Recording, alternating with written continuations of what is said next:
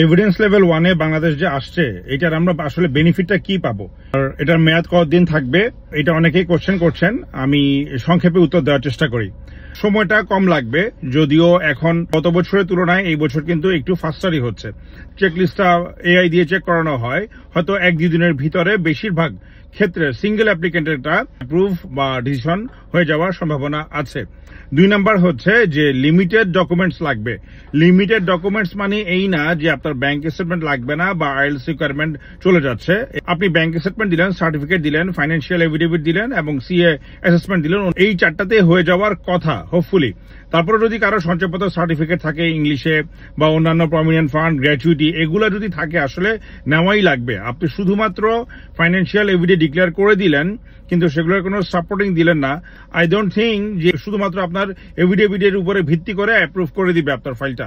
এরকম না আসলে ব্যাপারটা। এটা কতদিন মেয়াদ থাকবে, এই লেভেল 1 এভিডেন্স লেভেল 1 এ আমরা কতদিন থাকবো, আশা করা যায় ইনশাল্লাহ পরবর্তী 6 মাস আমরা এই এভিডেন্স লেভেল 1 এ আমাদের পজিশনটা ধরে রাখতে পারবো নিয়ম অনুযায়ী। কিন্তু যদি এরকম হয় এটাকে আমরা মিসইউজ করছি, প্রচুর পরিমাণে ম্যালপ্র্যাকটিস করে আমরা যদি কেউ এরকম হয় যে বাংলাদেশ থেকে হঠাৎ করে আমরা ফেক ডকুমেন্ট বা মিথ্যা তথ্য দিচ্ছি, তাহলে কিন্তু এইটা ওরা যে কোনো মুহূর্তে রিভিউ করে আবারও বাংলাদেশকে নিয়ে যেতে পারে লেভেল 3 তে। লেভেল 1 মানে হচ্ছে কি লো রিস্ক ক্যাটাগরি। বাংলাদেশ থেকে ফ্রড ফেক এখন অনেক কম হচ্ছে, ভিসা অ্যাপ্রুভাল রেশিও ভালো 98% থেকে 99%। ইনশাআল্লাহ যদি এই ধারাটা বজায় থাকে, এটা ডিপেন্ড করবে আমাদের বাংলাদেশিদের পারফরমেন্সের উপরে। আমাদের যারা এজেন্সি আছেন এবং যারা স্টুডেন্ট তারা যদি সঠিকভাবে এটাকে ইউটিলাইজ করতে পারে তাহলে এটা আমাদের জন্য বেটার।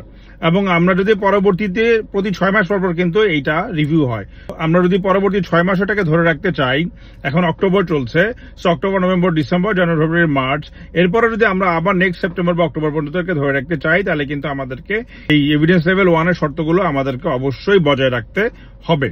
যেসব ইউনিভার্সিটি বা এডুকেশন ইনস্টিটিউটগুলোকে লেভেল 1 সার্টিফাই করা হয়েছে এভিডেন্স লেভেল 1 এ, সেসব ইনস্টিটিউশনে অ্যাপ্লাই করেন তাহলেই লিমিটেড ডকুমেন্টের ব্যাপারটা আসবে। লেভেল 3 ইনস্টিটিউশনে সম্ভবত লিমিটেড ফাইন্যান্সিয়াল ডকুমেন্ট বা অন্যান্য ডকুমেন্টের কথা বলা হচ্ছে, সেটা অ্যাপ্লিকেবল নাও হতে পারে। তবে একটা জিনিস ভালো, যারা ফান্ডিং এর কারণে, লেস ফান্ডিং এর কারণে অনেক ভালো ইউনিভার্সিটিতে অ্যাপ্লাই করতে পারছেন না, এখন লেভেল 2 বা 3 কলেজগুলোতেও আপনারা আশা করি অ্যাপ্লাই করতে পারবেন। অনেক ধন্যবাদ। আসসালামু আলাইকুম। সবার জন্য শুভকামনা।